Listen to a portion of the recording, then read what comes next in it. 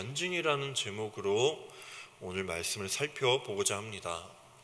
앞서 우리가 사도행전 말씀을 함께 보시면 바울 사도는 유대인 폭도들에 의해서 성전을 더럽혔다는 그 누명으로 아주 무자비한 폭행을 당했습니다.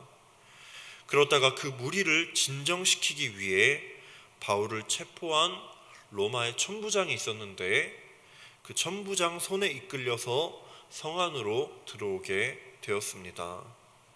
처음에 바울을 이끌고 온 천부장은 밖에 일어난 소동을 보고 이제 38절 말씀 보시면 바울을 자객 4,000명을 일으킨 애굽 사람으로 착각을 했습니다. 이에 바울 사도는 천부장의 생각을 바로잡으면서 이제 39절에 이렇게 말씀하고 있죠. 우리가 다 같이 39절 말씀을 함께 낭독해 보겠습니다. 시작. 바울이 이르되 나는 유대인이라 소읍이 아닌 길리기아 다소시의 시민이니 청컨대 백성에게 말하기를 허락하라 하니. 자, 여기서 길리기아 다소시의 시민이라는 말은 자신이 교육과 문화로 아주 유명한 큰 도시의 출신이었다라는 것을 가리키고 있습니다. 그래서 오늘 바울 사도는 천부장에게 이러한 자신의 자격을 근거로 해서 자신을 위협하는 이 유대인 폭도들에게 다시 한번 발언할 수 있는 기회를 달라고 이렇게 요청하고 있는 것입니다. 자, 따라서 오늘 바울 사도는요, 자신의 이 신분을 활용해서 폭도들에게 위협받는 상황을 충분히 모면할 수 있는 기회로 삼을 수가 있었습니다. 자, 그런데 오늘 말씀을 우리가 보게 되면 오늘 바울 사도의 모습을 보시면 이 위기 모면의 기회를 어떤 기회로 삼고 있습니까? 바로 자신의 간증을 통해서 복음 전파의 기회로 삼은 것을 우리가 함께 살펴볼 수 있습니다. 오늘 사도 바울은 어떤 상황 속에서도 하나님이 가장 기뻐하시는 뜻, 바로 영혼을 구원하는 그 일에 모든 것을 걸었던 것입니다. 그래서 우리가 바울 사도의 이 선택을 통해서 오늘 이 아침 이렇게 말씀 묵상하는 가운데 저와 여러분이 오늘 사도 바울이 위기를 모면할 수 있는 기회를 복음 전파의 기회로 삼았던 것처럼 우리가 사도 바울처럼 하나님이 정말 기뻐하시는 일, 한 영혼을 구원하는 이 일에 최우선을 다하는 우리 성도님들 되시기를 주님의 이름으로 축복합니다. 자, 그래서 우리가 22장 말씀 한번 넘어가시면 바울은 이제 자신을 위협하는 유대인들에게 같은 히브리 말로 자신의 간증에 대해서 전하고 있습니다. 먼저 사도 바울은 구원받기 이전에 자신의 모습을 간증하면서 과거에 바울 자신 또한 유대 폭도들과 똑같은 사람이라는 것을 말씀해 주고 있습니다. 그래서 우리가 3절 말씀을 함께 한번 낭독해 보도록 하겠습니다. 시작. 나는 유대인으로 길리기아 다소에서 났고 이 성에서 자라 가말리엘의 문화에서 우리 조상들의 율법에 엄한 교훈을 받았고 오늘 너희 모든 사람처럼 하나님께 대하여 열심히 있는 자라. 아멘. 자, 여기서 바울은 자신의 출신에 대해서 또 한번 밝히면서 그 당시 최고 학파인 가말리엘의 문화가 있었습니다. 이 가말리엘의 문화에서 자신이 최고의 이 엘리트 교육을 받으면서 나는 율법에 무엇보다 능통한 사람이었고 무엇보다 하나님께 열심을 내는 것에 있어서 지금 너희들과 똑같다라는 말씀을 이렇게 전하고 있습니다. 자, 그리고 이제 4절, 5절 말씀을 통해서 지금 유대 폭도들이 바울을 이렇게 핍박하고 있는 것처럼 자기 자신도 예수님을 믿는 사람을 핍박했다는 그런 말씀을 전하고 있습니다. 그래서 우리가 4절 5절 말씀 함께 낭독해 보겠습니다. 시작. 내가 이 돌을 박해하여 사람을 죽이기까지 하고 남녀를 결박하여 옥에 넘겼노니 이에 대제사장과 모든 장로들이 내 증인이라. 또 내가 그들에게서 다메섹 형제들에게 가는 공문을 받아가지고 거기 있는 자들도 결박하여 예루살렘으로 끌어다가 형벌받게 하려고 가더니. 아멘.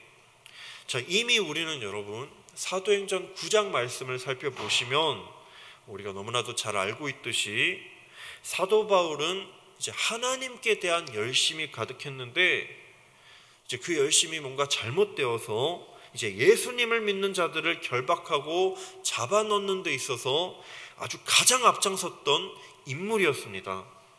자, 그래서 자신이 그 당시 대제사장과 그 모든 장로들, 최고위층에 있는 그 사람들에게 그 전폭적인 지지를 받으면서 내가 원래는 아주 전통 유대인으로서 검증된 사람이었다. 내가 이 모든 장로들이 나의 증인일 만큼 나는 전통된 유대인이었다라는 것을 이렇게 말씀을 전하고 있는 것입니다. 우리 사랑하는 성도님들, 오늘 바울의 이 간증처럼요, 원래 사도 바울은 예수님을 제대로 구주로 영접하기 전에는 지금 자신을 잡아 죽이려는 이 폭도들과 전혀 다를 바가 없는 삶을 살았습니다. 하나님에 대한 열심은 가지고 있었지만 잘못된 그 열심을 가지고 예수님을 믿는 사람들을 핍박하고 박해하는 일에 아주 최선을 다하는 그런 삶을 살았습니다. 자, 그랬던 그가 오늘 어떻게 자신이 변화되었다고 말씀하고 있습니까? 바로 예수님을 온전히 만나는 그 과정 속에서 아주 기적적으로 예수님을 만나는 그 과정 가운데 변화되었음을 간증을 전하고 있습니다. 자, 그런데 사도행전을 기록한 이 누가는요, 이 사건을 제가 방금 전에 말씀드린 이제 사도행전 9장과 그리고 오늘 22장 말씀, 또 앞으로 이제 26장의 말씀, 이제 총 3번에 걸쳐서 이 누가가 이 사건을 똑같이 기록하고 있는데, 자, 이렇게 누가가 반복적으로 이 사건을 기록한 까닭은요, 사도 바울이 예수님을 구주로 영접하는 이 놀라운 사건이 이 하나님의 주권적인 이 역사 가운데 예수님을 박해하던 자에서 예수님을 따르는 자가 되었다는 것을 강조하고 있는 것입니다. 그래서 이어서 우리가 6절에서 8절 말씀을 한번 함께 낭독해 보도록 하겠습니다. 시작. 가는 중 다메섹에 가까이 갔을 때에 오정쯤 되어 호련히 하늘로부터 큰 빛이 나를 둘러 비치매 내가 땅에 엎드려져 들으니 소리 있어 이르되 사울아 사울아 내가 왜 나를 박해하느냐 하시거늘 내가 대답하되 주님 누구이시니까 하니 이르시되 나는 내가 박해하는 나사렛 예수라 하시더라. 아멘. 자, 오늘 바울은요 이 말씀을 전하면서 자신이 다메섹에 가까이 갔을 때 오정쯤 되었다고 이렇게 구체적으로 시간을 소개하고 있습니다. 자, 왜 이렇게까지 바울이 시간을 구체적으로 이렇게 말씀을 증거하고 있는 것일까요? 자, 그가 이렇게 구체적으로 시간을 말씀하고 있는 것은 자신에게 일어난 이 사건이 자기가 착각하거나 헛것을 보거나 상상 속에서 펼쳐진 그런 사건이 아니라 실제 자신에게 우리 예수님께서 직접 기적적으로 나타나셨다는 것을 증거하기 위해서였습니다. 그리고 나서 사도 바울은 직접 자신에게 기적적으로 나타나신 이 예수님께서 다메섹 땅에 이 모든 유대인들에게 칭찬을 받고 경건했던 아나니아에게 인도하셨다라는 것을 간증을 하고 있습니다. 자, 여기서 아나니아가 경건했다라는 말씀이 있는데 이 아나니아가 경건했다는 것은 이 아나니아가 율법을 너무나도 잘 따르는 자였다. 사람들이 보기에 본이 될 정도로 율법을 잘 따르는 자였다는 것을 뜻하고 있습니다. 그래서 바울은 자신이 율법을 잘 따르는 자와 만났다라는 것을 강조하면서 자기 자신이 폭도들이 말하고 있는 것처럼 율법을 거스르고 어기며 반대한 것이 절대 아니다라는 것을 계속해서 변호하고 있는 것이죠.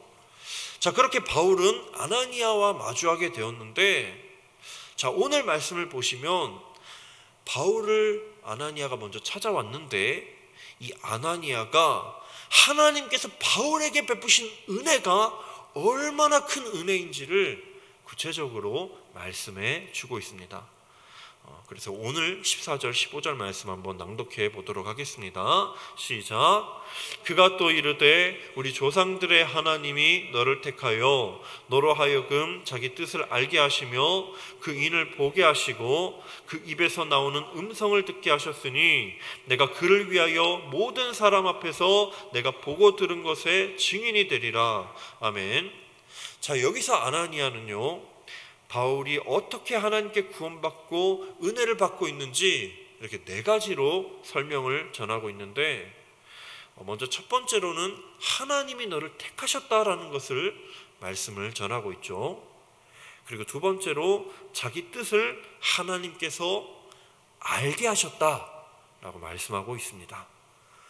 자, 그리고 세 번째는 그 의인을 보게 하셨고, 마지막으로 네 번째로 그 음성을 듣게 하셨다는 말씀을 전하고 있습니다.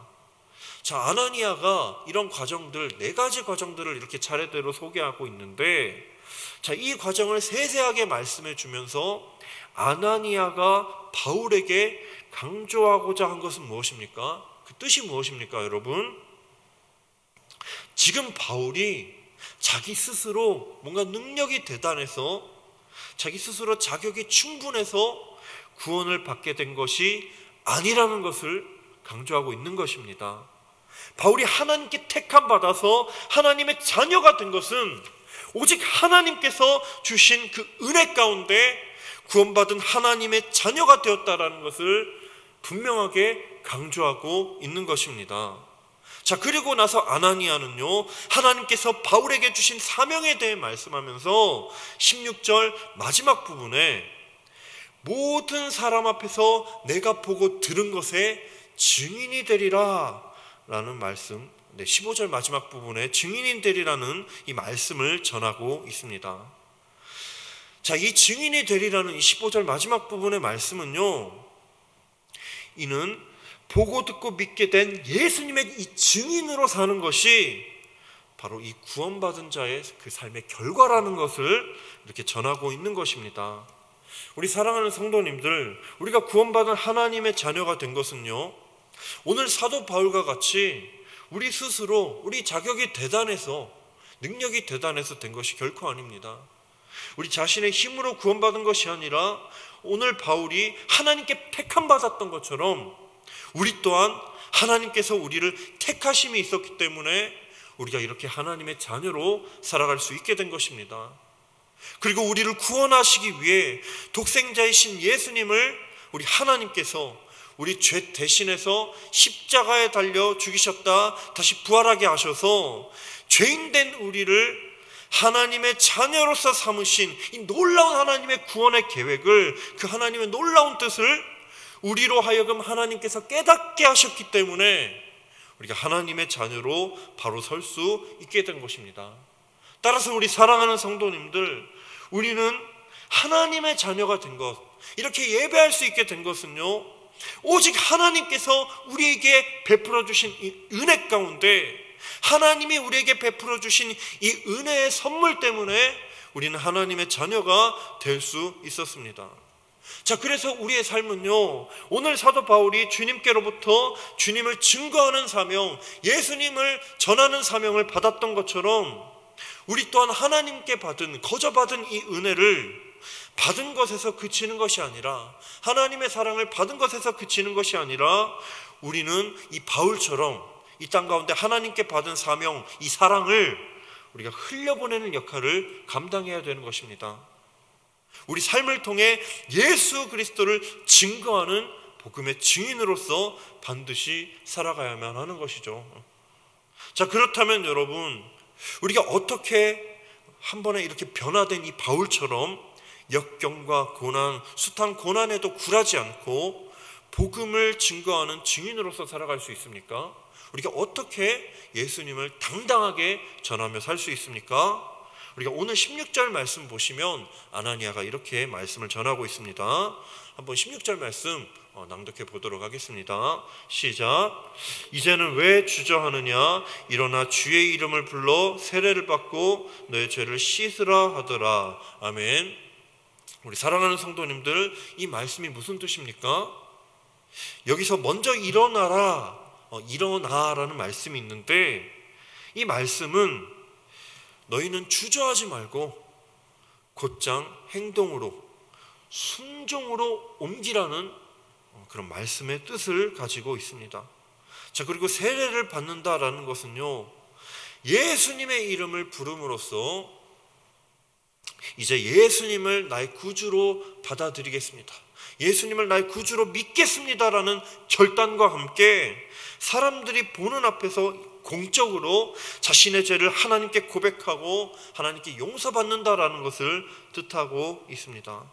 그래서 한마디로 오늘 16절의 말씀은요, 당장 우리가 죄에서 벗어나서 우리가 계속해서 죄를 짓고 있던 것들, 우리가 계속해서 머물러 있던 것들, 하나님의 자녀로 살지 못하게 하는 그것들로부터 당장 벗어나서 하나님 앞에 나아가 우리 죄를 고백하고 반드시 하나님께 용서를 받아야 된다라는 뜻입니다. 결코 우리가 죄 앞에 무너지지 말아야 됩니다. 하나님만 붙들어야 된다라는 강력한 말씀입니다.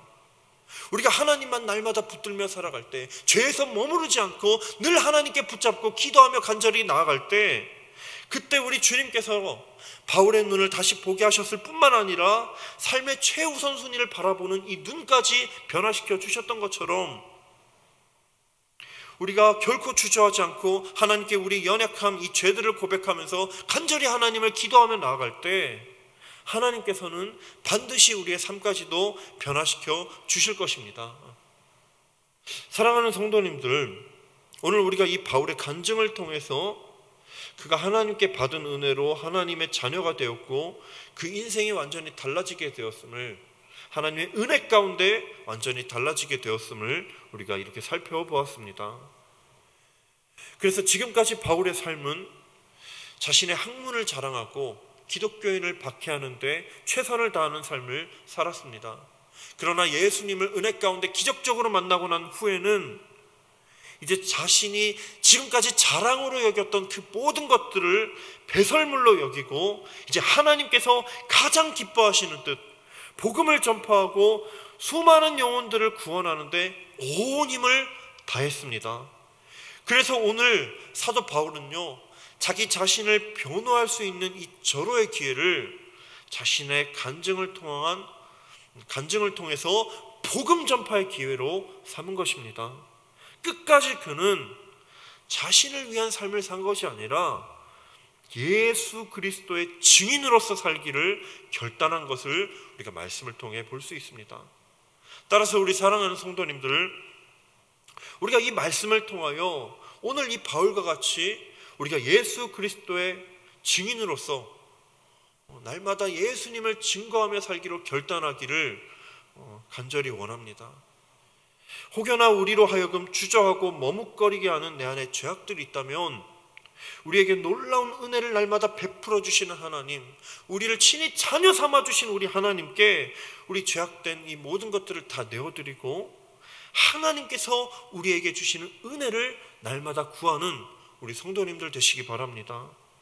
따라서 우리가 복음의 증인으로서 날마다 담대하게 복음을 증거하고 하나님의 마음을 기쁘시게 하는 하나님의 자녀, 무엇보다 우리의 삶을 통하여, 우리 삶의 모습을 통하여 예수 그리스도를 증거하는, 우리를 통하여 수많은 영혼들이 예수님 곁으로 돌아오게 되기를 주님의 이름으로 축복합니다. 이 시간 우리가 두 가지 놓고 기도하겠습니다.